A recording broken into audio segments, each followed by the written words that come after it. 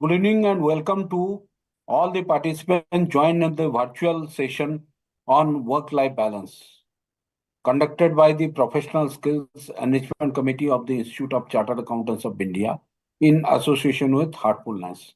We have with us today's resource person, Mr. Stans, and our experts, Mr. Deepak Khanduri, CA Dr. Pradeep Gupta, Mr. Jaspal Singh Gill, so that we welcome you in this virtual platform of work-life balance. We are once again reminding you that one is the Professional Skills Enrichment Committee is organizing the virtual program on work-life balance from Monday to Friday at 8:30 p.m. to 9:30 p.m. and on Saturday and Sunday at 10:30 a.m. so that all are requested to join this virtual session on work-life balance regularly. Right now, we are handing over the session to Mr. Deepak Khanduri for introduction of Mr. Stans, and thereafter handing over the session to Mr. Stans for further proceeding. Thank you, Dr. Samit. Mr. Stan, he works for Foreign Affairs Ministry of France, and he has worked in many places, China, India, Turkey, Slovakia, Bangladesh, and specifically he has huge experience in working in Crisis Center in Paris. He holds a master degree in law and economy and is certified meditation trainer for past 20 years. He is also a visiting faculty in leading business school in Europe, EDHEC, to sensitize students on meditation, wellness, inner transformation, performance, and quality to being. He conducts numerous programs, retreats, keynotes on the benefits of meditation from a scientific perspective in various companies and inspired professionals with new approaches to well-being, performance, emotional intelligence, leadership, and consciousness evolution. With this brief introduction, I hand over the session to Stan. Thank you, Deepak. Thank you, Dr. Samvit, and always below the soft gaze and care of Pradeep Gupta. And good evening to all the participants. I've been coming for the past 5 days, but I must say that like it was exchanged with the coordinator, it's like a cup of tea. It's like a moment where I really enjoy sharing about, the benefits of meditation. And it's something that is dear to my heart. Okay, over the past few weeks now, we are already on the 4th week. Even though some of the sessions were not going necessarily on the topics of this that I'm going to share, I still wanted to make a little zoom out and see what we have done or spoken about on how meditation and regular practice of meditation can support, our ability, can create life skills so that we can better handle our work pressures and have a better balance between our professional and personal life. It's even more than balance. It's developing an anchor, a centeredness, which allows us to, integrate our well-being and our high quality of consciousness while performing our daily professional activities. So in some of the first sessions, we were explaining that meditation can help us to be stronger than our environment instead of being a victim of our environment. Our environment is mostly all about stress, and we often don't realize that we are subconsciously, reacting to stress triggers, and which is affecting our emotions and our thoughts, and not realizing that we are under stress. So meditation can allow us to, be self-aware of that and transform this inner state by triggering the relaxed response whenever we are there, or developmental prevention. We have also seen that our thoughts may not be our friends, that meditation allows us to have a high quality of focus, because a wandering mind is an unhappy mind. It keeps on thinking about the past, the future, and going into comparisons with the others and ruminating. So if we are not paying attention to our thoughts, then it may play against us, and we keep on having a monkey mind, the voice of critics, voice of fear, cynicism, which is, making us feel unhappy. While a focused mind and the people who are, happy or who are practicing regularly meditation, they are able to switch off this noise, this monkey mind, and be able to be in the present moment and better able to perform and feel happier. So then the next thing is that when we have a high quality of focus, we can go to the next level. We can go into flow states, a state of high performance, and where we feel our best and perform our best with a unique sense, which is a sense of ease. And meditation allows us to be flow ready and to be in flow with ourselves instead of being in flow with external objects and falling in flow by chance. But what if I am performant, but I am not able to take good decisions? I'm performant in a wrong decision. Can we call this being performant? Wasting my time in every directions? Not necessarily. So we have seen during this week how to take better decisions, or how meditation can help us to take first to better understand the decision process, the biology of the decision making, and how meditation can help us to be more, tuned to our feeling, because decision making is mostly about feeling and not so much about thinking. So now we are going to see if we are positive thinkers and how to make our subconscious mind our best friend. And since I've been talking a bit now, I would like to take a pause, and before entering into this new, very interesting subject, let's center ourselves. So please follow the exercise, sit comfortably, gently, softly close your eyes.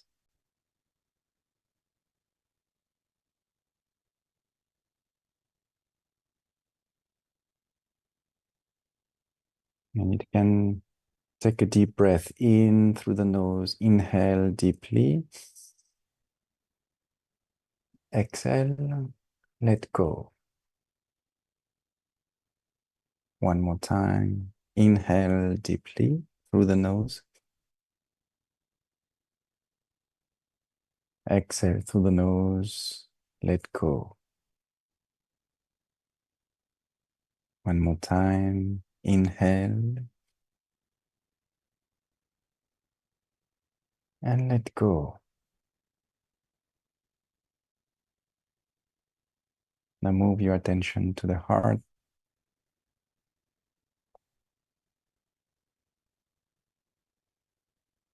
And connect to your heart. Connect to your source.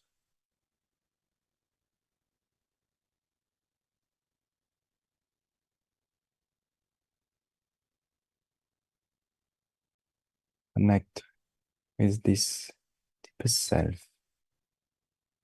which is longing to be one and the highest it can be.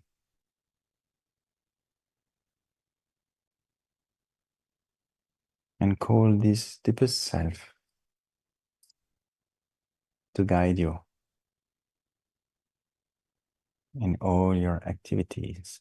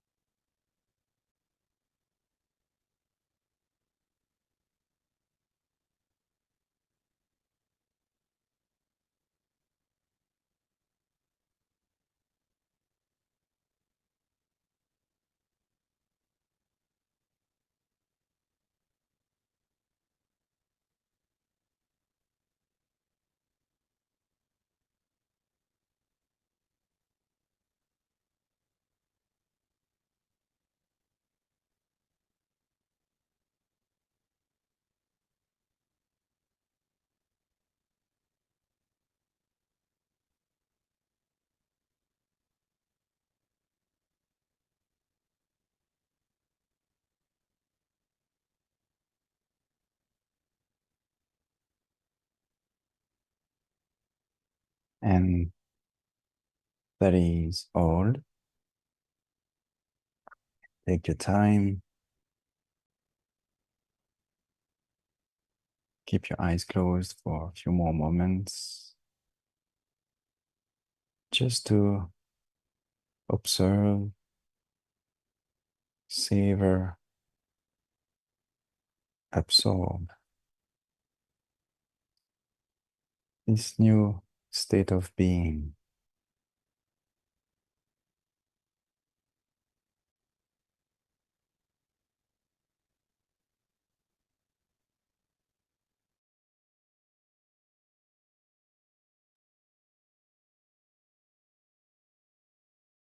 And when you feel ready,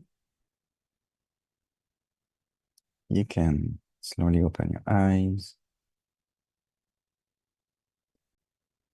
and come back to the here and now. So before starting the session, I just want to engage a bit with you and ask you a few questions. Do you think that you are positive thinkers? Right. I would like to share an experiment which was, conducted by Dr. Raj Raghunathan from the University of Austin in Hyderabad. He actually wrote an interesting book, If You're So Smart, Why Are You Not Happy? And he conducted this research on students to check how, positive they were and how they were more prone to feel happy. And the students, which were young people, of course, 75% of them thought that they were positive thinkers. And then when they made the psychological test, they realized that 70% of them, or 70% of their spontaneous thoughts were negative. And if we compare to the average number, which was calculated by the University of UCLA, about the number of thoughts that we have on average per day, it's 70,000 thoughts a day. So if 70% of these thoughts are negative, I may have one negative thought every 2 seconds.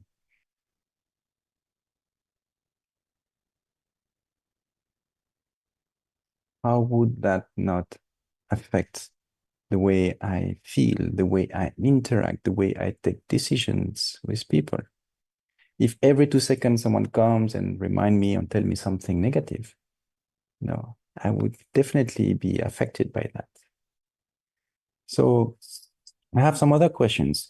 Have you encountered a situation where you wanted to go somewhere and you actually ended somewhere else, and somehow you keep on encountering the same kind of situation, the same kinds of environment, the same kinds of people, the same kinds of problems or relationship problems? Okay. Do you have this sense that somehow we are, repeating the same kind of mistakes?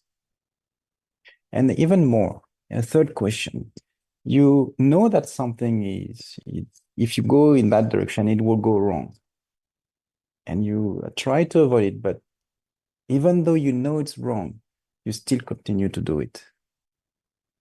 Right? You want to go somewhere, but you end up to go in another direction. So this is an experience that, questions that I have asked many, many places, many, many people. And they say, yes, this is happening to me like quite all my life. So what is happening? How come I want to go in one direction? I want to be positive, healthy, and whatever, but somehow I go into another directions. So it leads me to ask you this question: who is running the show? And that allows me to speak about the role of the conscious mind and the subconscious mind. And I will refer to the work, especially the reflections and the work from Dr. Bruce Lipton. And yeah, he's not a doctor. He's a scientist, and he wrote the book, The Biology of Belief. And he was studying cells and stem cells And then he tried to understand how the body was responding to the epigenetic. Okay. But here is the thing, is that he came to this question: who is running the show? Do you think that you are taking most of your daily decisions? I think if I ask this question, most people think, yeah, I'm in control and I decide for most of the things I do. But well, he's saying something else. He said that our subconscious mind is handling 95% of our daily decisions, while the conscious mind is handling only 5% of our daily decisions. And he explained that actually the conscious mind is involved in the prefrontal cortex, a small part of the brain, which has little ability to process informations equivalent to 40 bytes of data per second, while the subconscious mind is able to process 1 million times more data than that. It can process 40 million bytes of data per second if we compare this, the difference of bandwidth between the two. So who is running the show? And of course, our conscious mind and our subconscious minds have a different functions. The conscious mind is all about being attention to the moment and to decide what I am going to do. And it's about creativity, it's about thinking, it's about, how I, handle my attention in the moment. While the subconscious mind is handling the maintenance of our system. Right now, I am not telling myself, hey, breathe in, breathe out, though I was telling you that earlier, but on the normal time, I don't check about my body temperature. I don't check about my breathing. I don't check about my equilibrium. All of this is done as a habit. It is automatic. So most of it, it's a very handy program because I don't have to pay attention to these unimportant aspects of my life. I can focus my attention to what is important for me. So we can say that it is a very handy program, but let me give you an example. I'm driving my car. Okay. So actually, when you drive your car, when you start learning driving, I hope most of you know what I'm saying. So at the beginning, you pay a lot of attention to what you're doing, and you are, looking at the gears, the wheel, the mirror, etc. And it takes you quite some focus and energy to be synchronizing all these movements. And as you keep on repeating these, then you are transferring the competency to the subconscious mind. And as the subconscious mind is 1 million times more powerful, then it's become easy. It's just doing it automatically. You feel now you don't sweat and you are not focused. You just don't even pay attention to all the movement. It's like automatic. And you feel so at ease that actually you can have a deep conversation with your passenger. And I give you an example that I was driving, we decided to go for the restaurant for lunch, and I was discussing or arguing something with my passenger about some project. And I was so engrossed into it that instead of going to the restaurant, I went back to office or I went back to home. Why? Subconsciously, because my conscious mind, cannot process that many information. And then as I was absorbed in that conversation, who took over?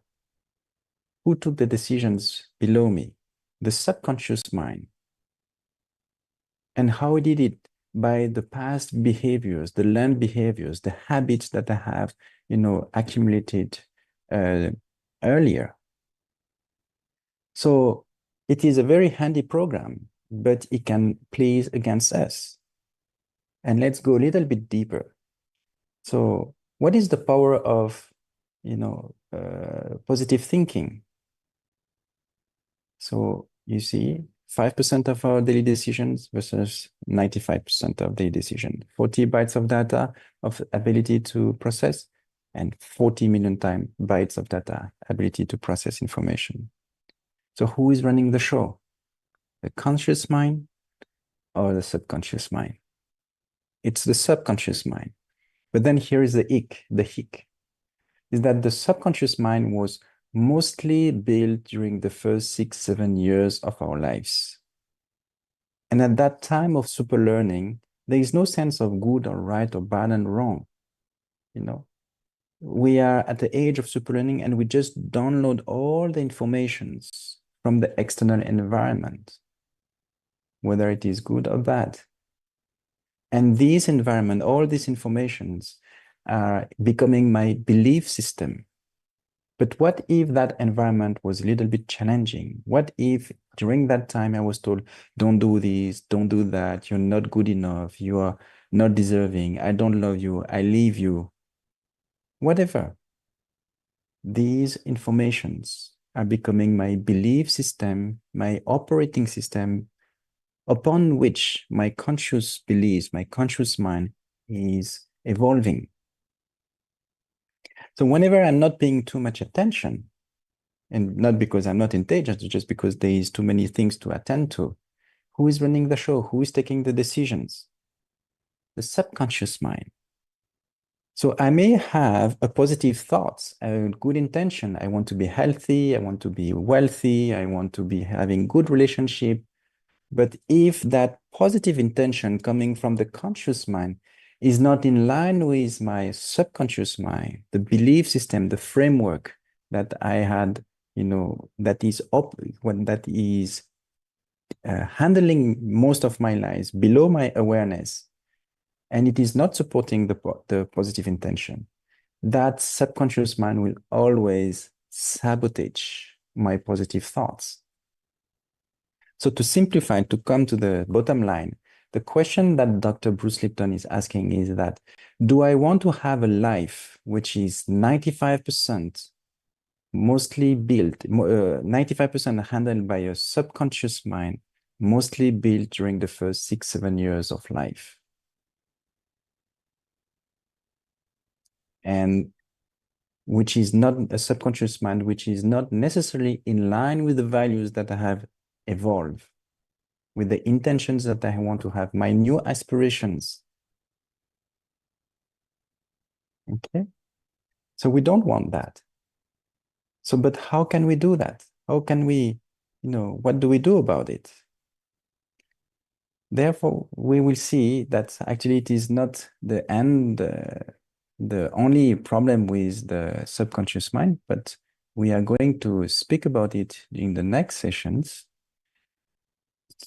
But we will learn how we can actually transform our subconscious mind and how meditation can play, and especially bedtime meditation, can play a critical role to rewire our belief system, our subconscious mind, and therefore make our subconscious mind our best friend, which is the theme, the key message of this module. If we want to have a positive life, if we want to have a fulfilling life, we must make our subconscious mind our best friend. And meditation is allowing us to nourish our subconscious mind, to imbibe it with the values of the heart.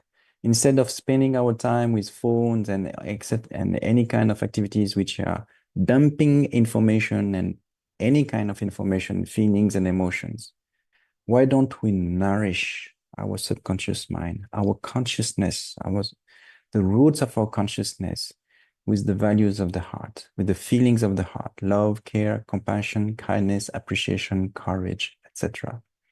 So we will go into deeper exploration of these ways to transform our subconscious mind. But today, now we are moving to the practice part. So I will guide relaxation, then guide meditation. It will be silent, and then I will take you back before, spending a few minutes with you to answer any questions. Remember, relaxation. One question is there. Yes. How you can describe the consciousness vis-a-vis subconsciousness vis-a-vis superconsciousness? Okay. So consciousness is, where I would define consciousness as the ability to be here in the moment, in the present moment. My awareness of of my identity, my awareness in the moment. Okay. The subconscious mind is all the traits of characters. It's all about the maintenance of my body and the traits of characters which are below my awareness. Okay. So that is the subconscious mind. And there is also super consciousness, which we can actually access to some extent during our awakened state, but we can also explore in a much greater way through meditation. If you want, our awareness is, according to Swami Vivekananda, is a thin layer between the subconscious mind, the ocean of the subconscious mind, and the sky, the limitlessness of superconsciousness. So what we do in meditation is we try to enlarge this film of awareness and be able to navigate to the different layers of the subconscious mind and the superconsciousness. So it's a nice way to explain it, but the best is to experience it. And we'll see gradually how we can, have a grip of that expansion of awareness and consciousness through practice of meditation. So sit comfortably, gently, softly. Close your eyes.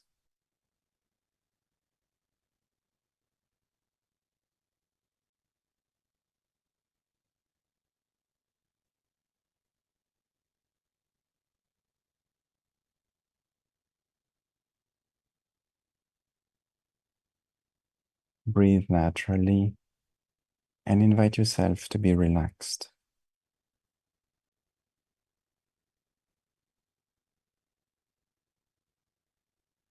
Now gently move your attention to the toes and relax your toes. Feel the healing energy of Mother Earth entering through the toes, relaxing them. Feel this relaxed state spreading through the feet and your entire system.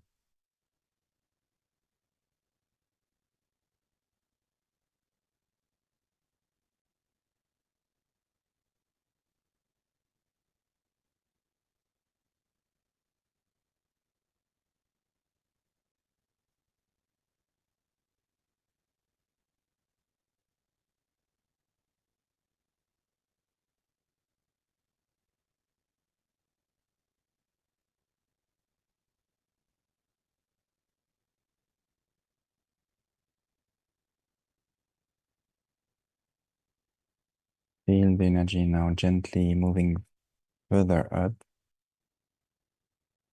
relaxing the lower legs,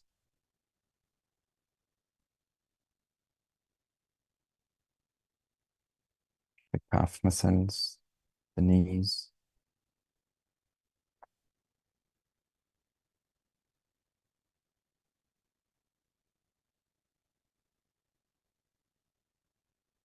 and now the upper legs, the thighs,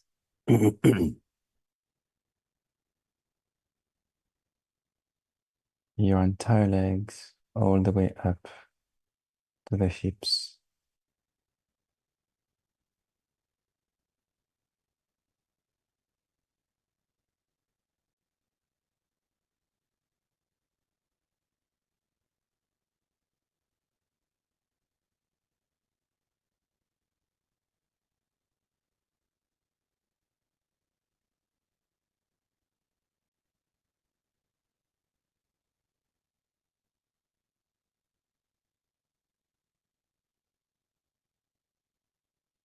Feel the energy relaxing your lower back and abdominal area, and let them totally relax.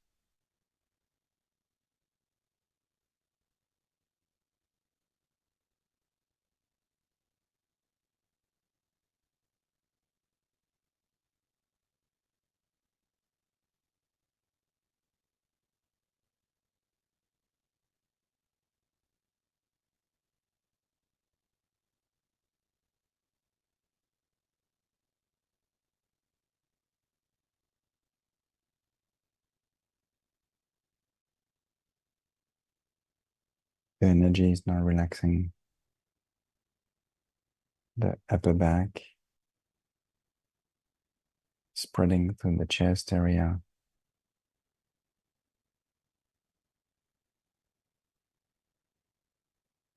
allowing them to deeply relax.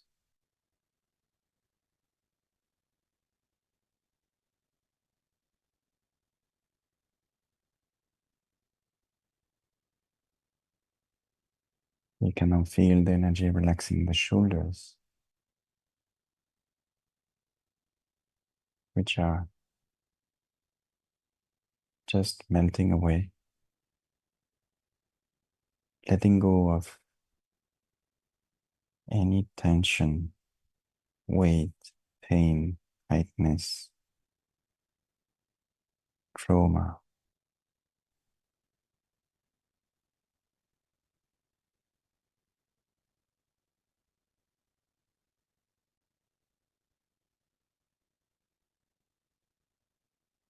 Feel the shoulders completely relaxed.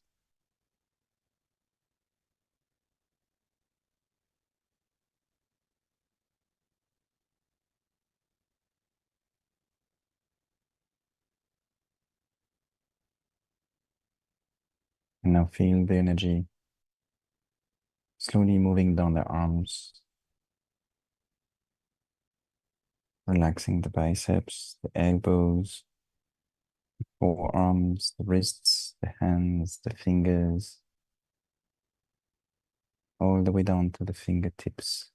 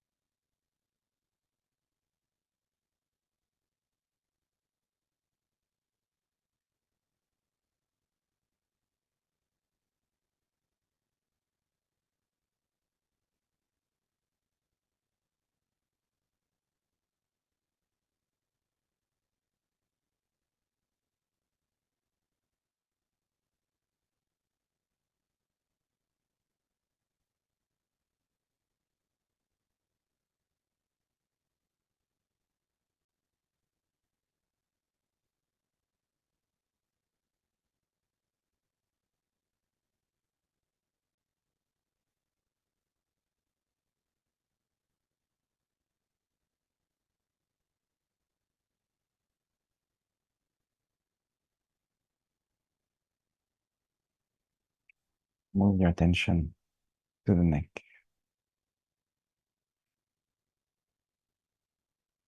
Let it relax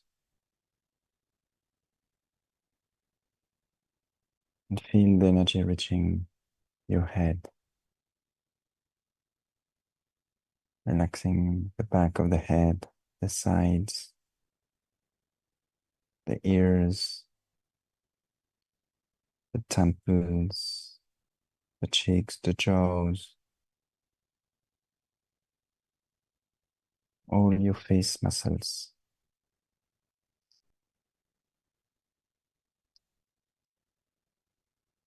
Feel the top of the head.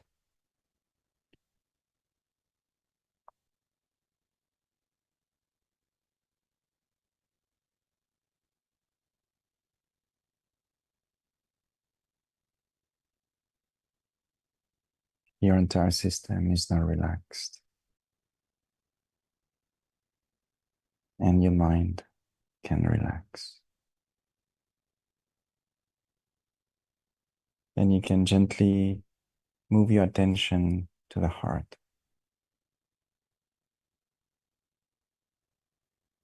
Connect to your heart.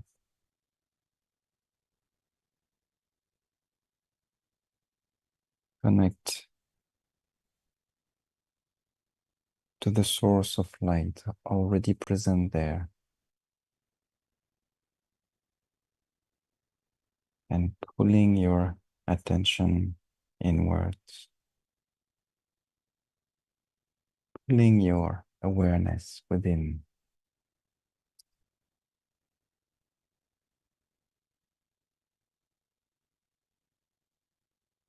If thoughts are popping up, that's okay. Just relax.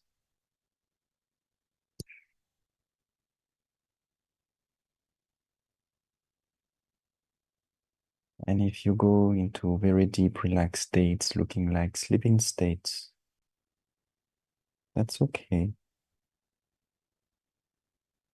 Relax and gently bring back your attention to the heart, to the source of light already present there.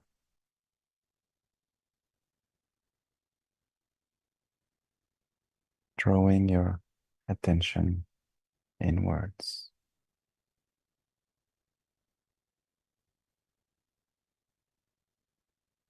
Allow that process to be gentle and natural. And let yourself dive deep within.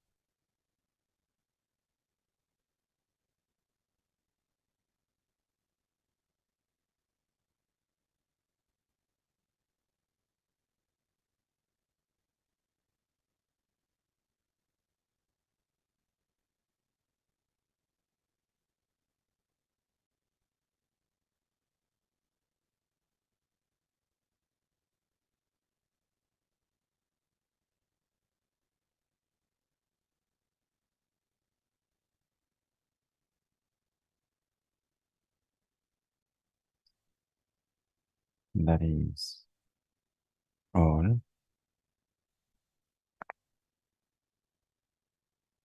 But take your time.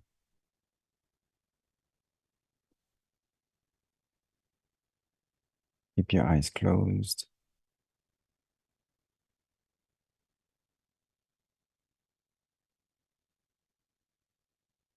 And absorb this inner condition.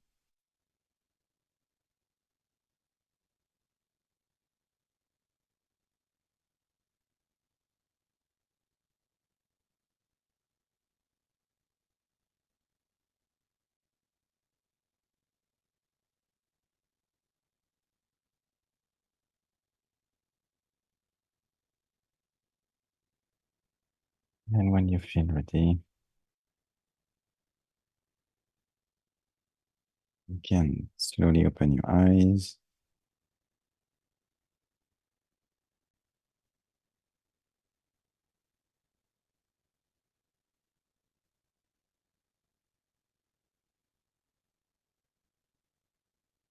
Reconnect with your surrounding.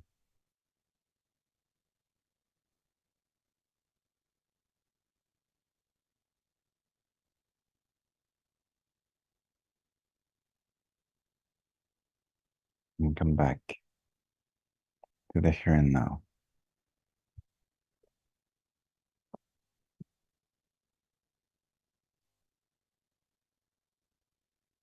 You may take your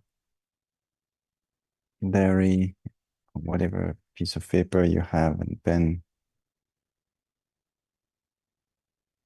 and just write down your observation. How do you feel? How was the meditation? More importantly, how do you feel after the meditation? If you have nothing to write down, just observe and take a mental note.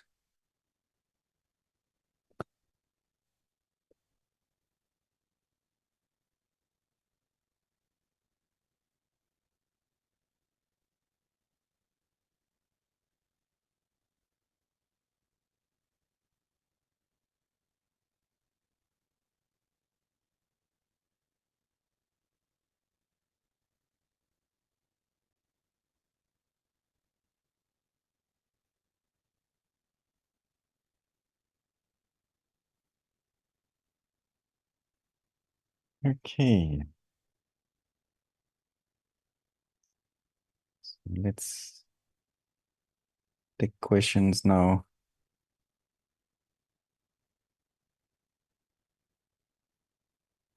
What is the difference between the heart and the mind decision?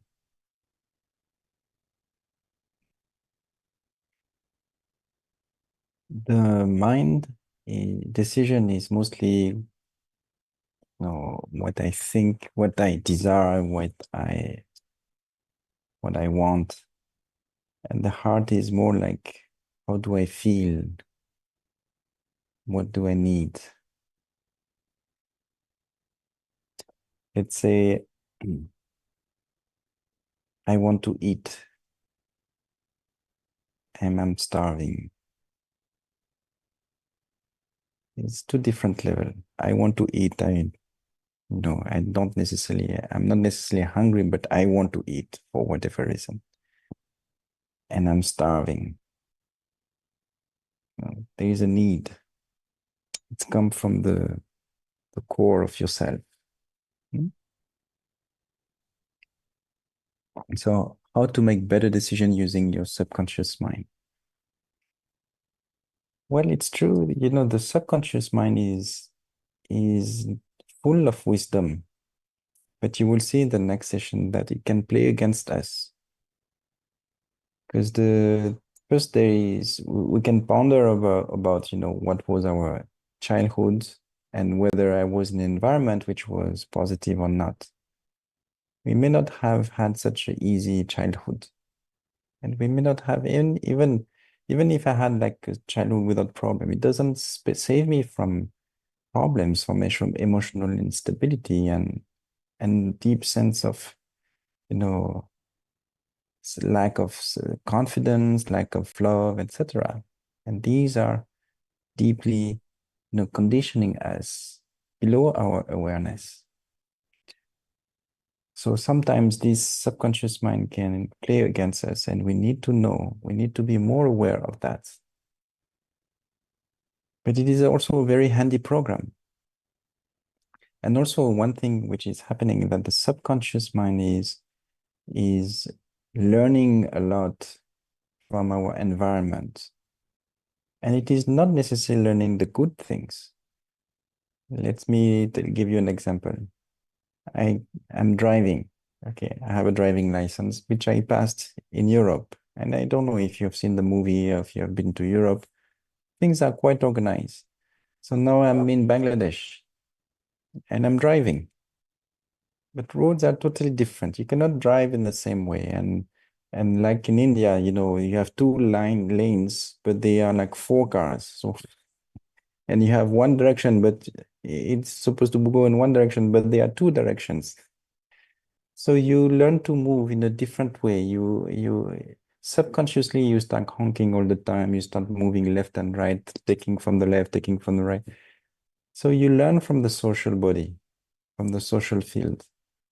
You get these habits of driving in this way. Now, if I go back to Paris, and if I start driving like this, it can end up in a very bad situation. So we need to become more aware of these conditioning and learn how to rewire it, purify it with meditation, with cleaning, with bedtime meditation. All of these are amazing tools to change reweave gradually our deep beliefs and subconscious mind. What is an unconscious decision making? I've given earlier an example of a fireman who was, very experienced, and he was on radio with his team, and they say, okay, go in that building, go in this, so everything seems okay. But he was with the water, and then suddenly he felt I, he did not feel right, and he did not know why. He could not understand why. He was not it was not making sense, but deep inside he had a different feeling, and he ran off, and he was right, because right after the building collapsed, And thanks to his reaction, as he was the leader, he saved his life and those of his partners. So that is a kind of subconscious decisions. I was telling about, I'm driving, but I was talking to my colleague. Only women can do two things at the same time and can talk to listen to two discussions at the same time. I cannot do that. So because I was driving and focusing on the discussions, I forgot. I did not pay attention to the road. And who took over? My habits. Below my awareness, the decision was taken subconsciously. Okay. How can you use conscious versus unconscious thinking to solve problems? That's a superb idea. And I think this is what we do in meditation. They are not necessarily in opposition. We need to be able to move, to navigate through all of them and make them, both of them, conscious, because ego is conscious, but ego can play against us and can play with us. Ego can be our best friend or worst enemy.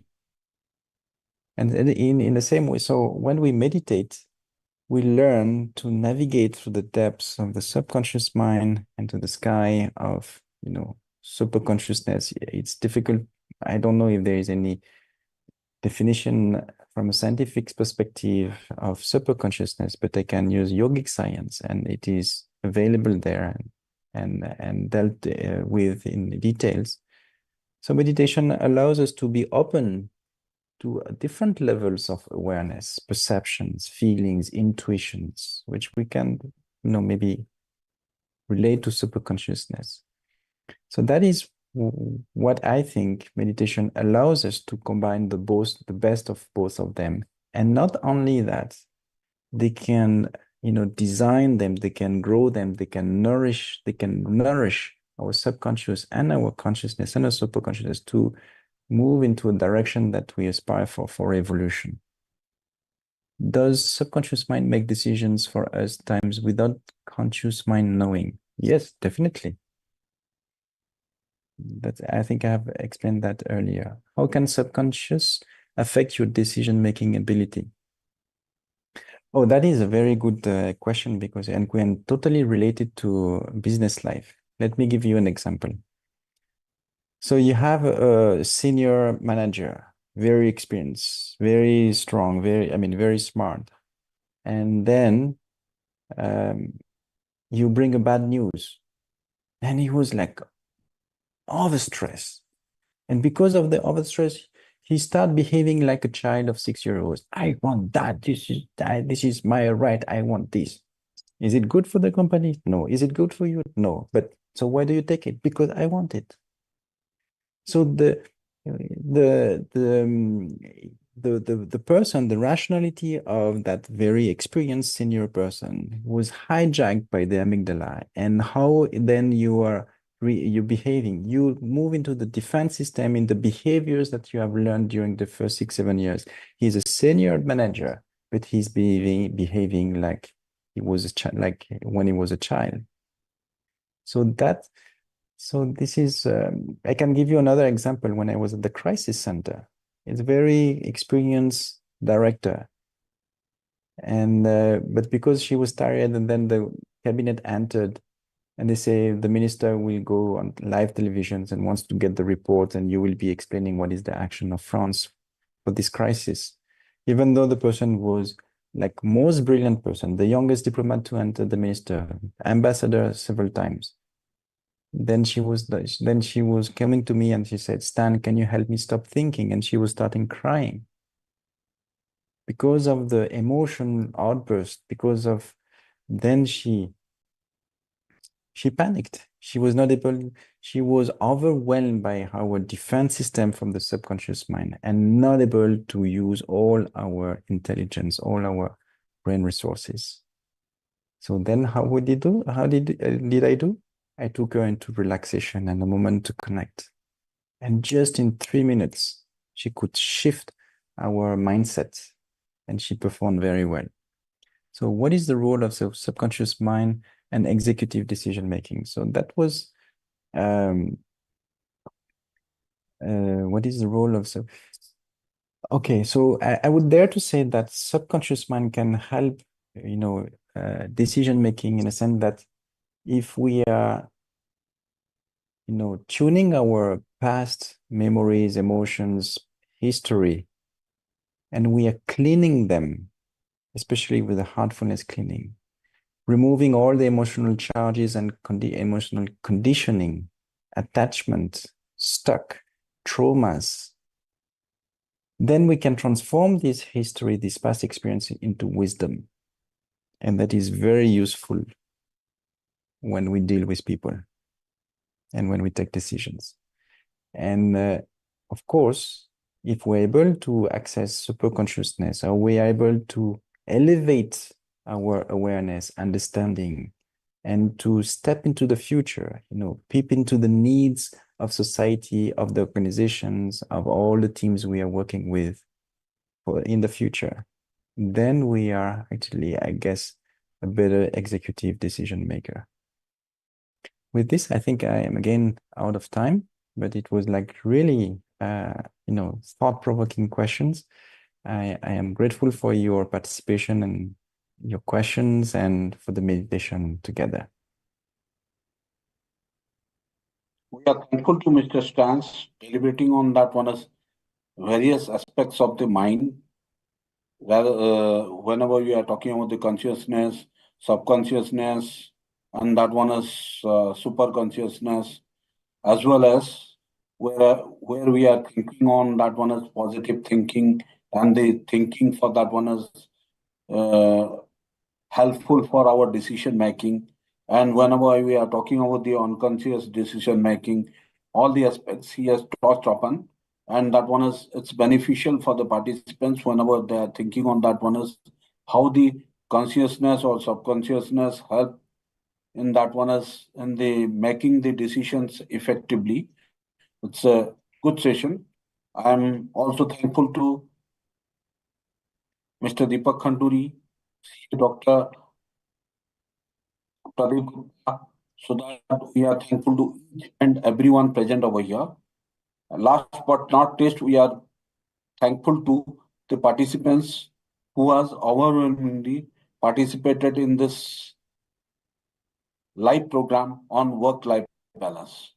With this, we are thankful to each and everyone, and we are concluding the session with this. Thanks to all.